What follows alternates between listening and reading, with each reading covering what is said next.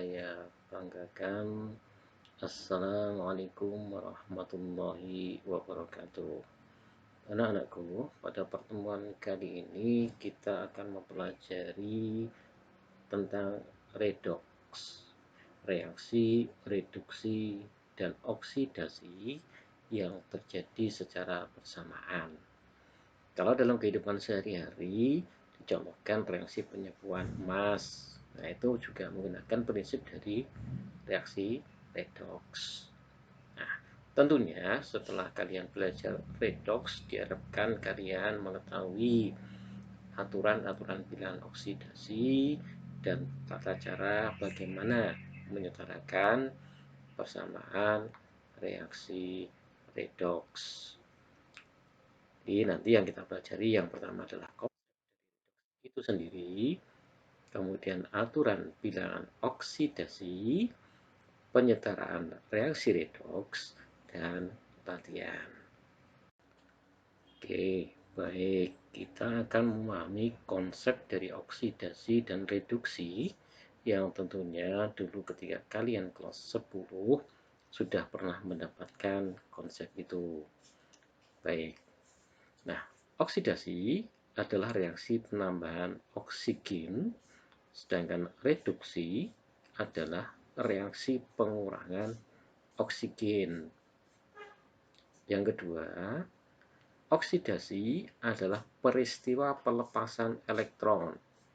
Contoh, Cu berubah menjadi Cu2+, melepaskan 2 elektron. Reduksi adalah peristiwa penangkapan elektron. Contoh, Cu2+ berubah menjadi Cu dengan menangkap 2 elektron.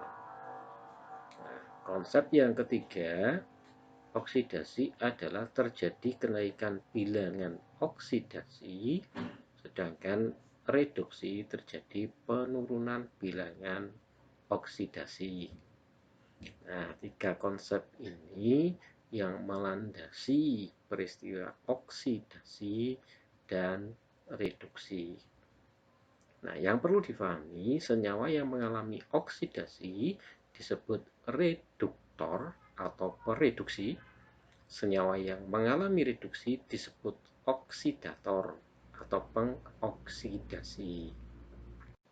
Nah, anak-anakku, dari konsep ketiga, oksidasi dan reduksi, itu dilihat dari naik dan turunnya bilangan oksidasi. Maka kita pahami terlebih dahulu aturan-aturan penentuan bilangan oksidasi atau BILOK. Nah, aturan bilangan oksidasi yang pertama, unsur murni atau senyawa beratom sejenis, bisa juga disebut sebagai atom bebas, memiliki bilangan oksidasi sama dengan 0. Jadi unsur bebas, apapun unsurnya, pokoknya dia sendiri jomblo, ya, biloksnya sama dengan 0. Aturan yang kedua, atom hidrogen itu biloksnya selalu +1, kecuali pada senyawa hidrida. Contohnya BaH2, CaH2, NaH. Maka bilangan oksidasi atom hidrogen sama dengan -1. Nah, senyawa hidrida adalah senyawa-senyawa logam yang berikatan dengan hidrogen, itu namanya hidrida. Jadi semua logam jika berikatan dengan hidrogen itu namanya senyawa hidrida. Aturan yang ketiga, atom O oksigen biloksnya sama dengan -2, kecuali pada senyawa F2O. Ini khusus ya anak-anak. Jadi F2O biloksnya oksigen tidak -2 tetapi +2, harus dipahami. Kemudian pada senyawa peroksida itu senyawa yang kelebihan oksigen. Contohnya H2O2, Na2O2, CaO2. Nah, bilox O-nya tidak min 2 tapi min 1. Aturan yang nomor 4, atom logam dalam senyawa memiliki bilangan oksidasi positif sesuai dengan valensi logam tersebut. Tentu kalian ingat, logam itu ada logam alkali, tanah, logam transisi. Dan semua logam itu bilangan oksidasinya positif jika dalam senyawa. Contohnya NaCl. Dalam senyawa natrium klorida, Na itu golongan 1A. Maka valensinya adalah 1, maka bilangan oksidasinya plus 1. Contoh lagi, BaOH2. Nah, Ba itu golongan 2A, maka valensinya juga 2.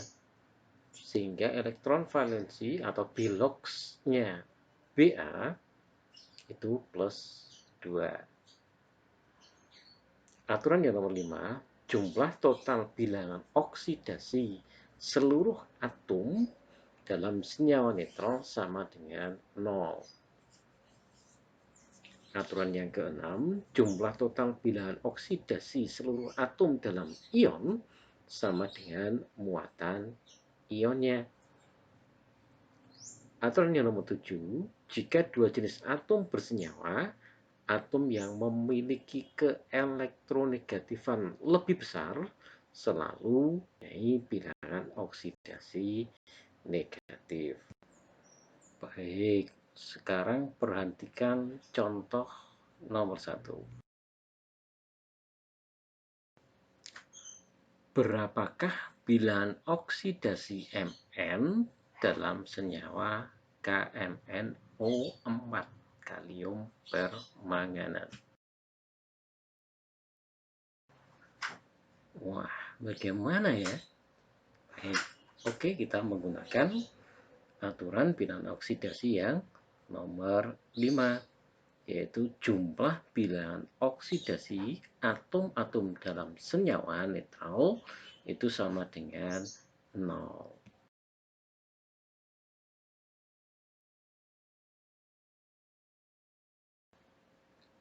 Anak-anakku, berdasarkan aturan yang nomor 5, bisa kita tulis matematisnya.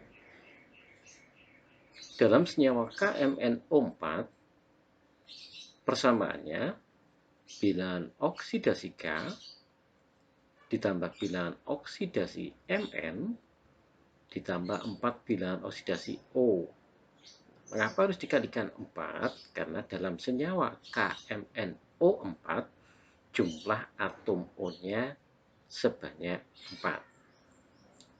Jadi bilangan oksidasinya harus dikalikan itu. Kalau misalkan jumlah atomnya K2, ya berarti 2 kali BOK. Begitu seterusnya. Nah, karena senyawa netral, maka jumlahnya harus sama dengan 0. Baik, sesuai aturan nomor 4, kalium K adalah logam golongan 1A. Maka bilangan oksidasi K sama dengan plus 1. Kemudian sesuai aturan nomor 3, bilangan oksidasi O dalam senyawa selalu min 2, kecuali pada F2O, kecuali pada peroksida. Jangan ingat ya. Nah, dari situ bisa kita masukkan bilangan oksidasi K plus 1, bilangan oksidasi Mn ditanyakan, ditambah 4 kali bilangan oksidasi O min 2. Maka diperoleh bilangan oksidasi Mn min 7 sama dengan 0.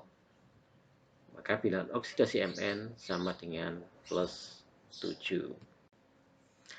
Baik, kita perhatikan contoh nomor 2. Berapakah bilangan oksidasi S dalam senyawa ion SO4 2-.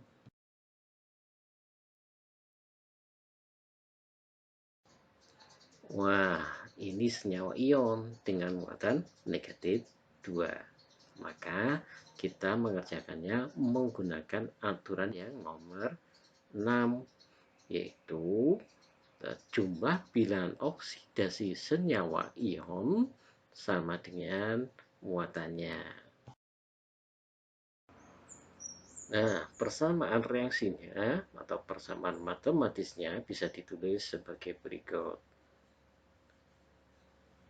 Bilangan oksidasi S ditambah 4 bilangan oksidasi O sama dengan min 2, karena muatannya min 2.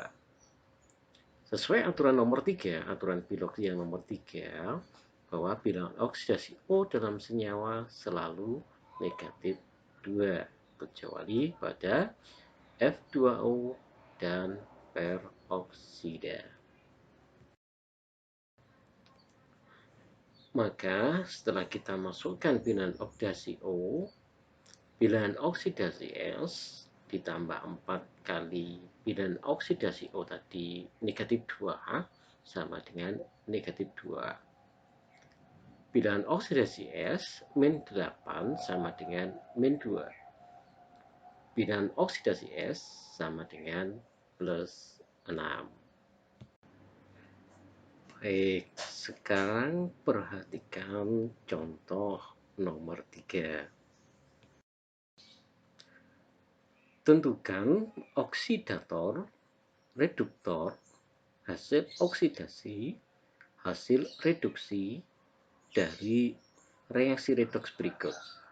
Mg plus HCl menjadi MgCl2 plus H2.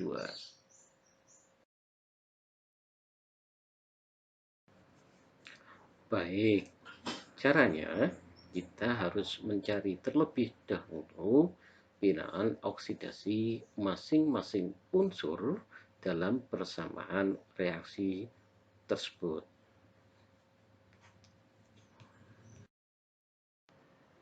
Nah, Mg meskipun Mg golongan 2A, tapi karena berdiri sendiri atau bebas atau jomblo, maka bilangan oksidasi Mg sama dengan 0.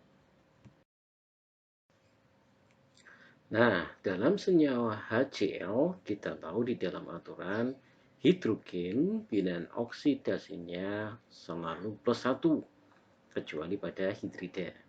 Maka bilangan oksidasi hidrogennya adalah plus 1. Kalau menggunakan aturan jumlah atom, jumlah Bilox senyawa netral sama dengan 0, maka bilangan oksidasi Cl sama dengan min 1.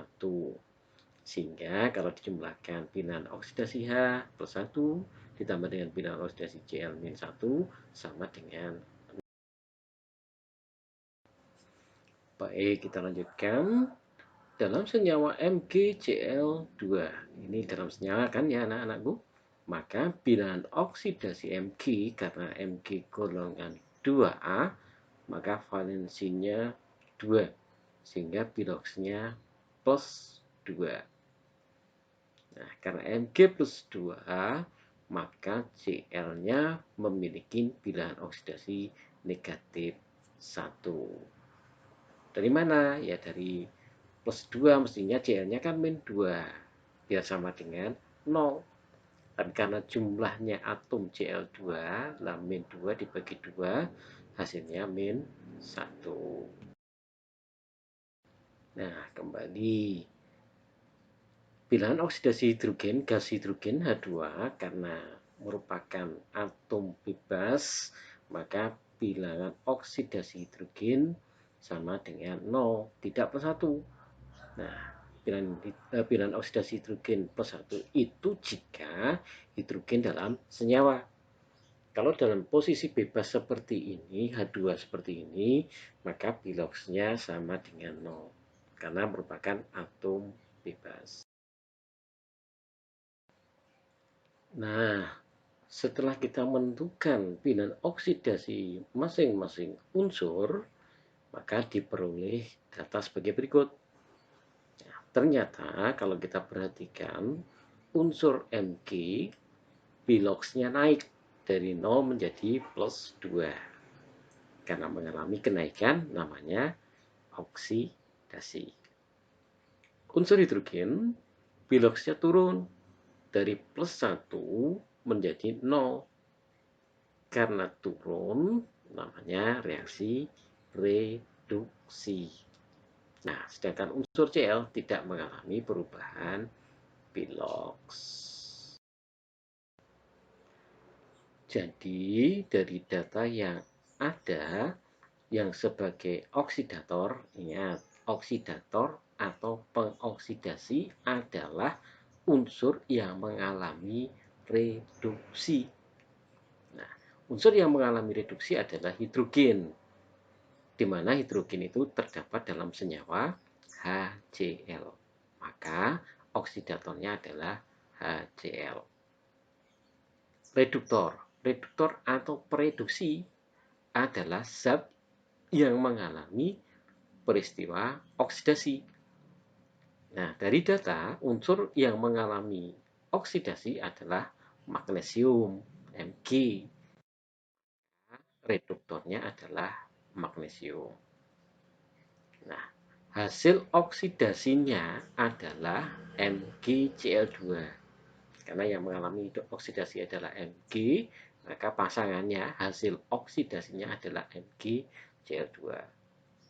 Sedangkan hasil reduksi, karena yang mengalami reduksi adalah hidrogen, maka hasil reduksinya adalah gas H2. Nah, dari sini bisa kita pahami anak-anakku, bahwa oksidator reduktor itu posisinya ada di sebelah kiri anak panah. Sedangkan hasil oksidasi dan reduksi posisinya ada di sebelah kanan anak panah, tergantung pasangan oksidasi dan reduksinya. Paham anak-anak?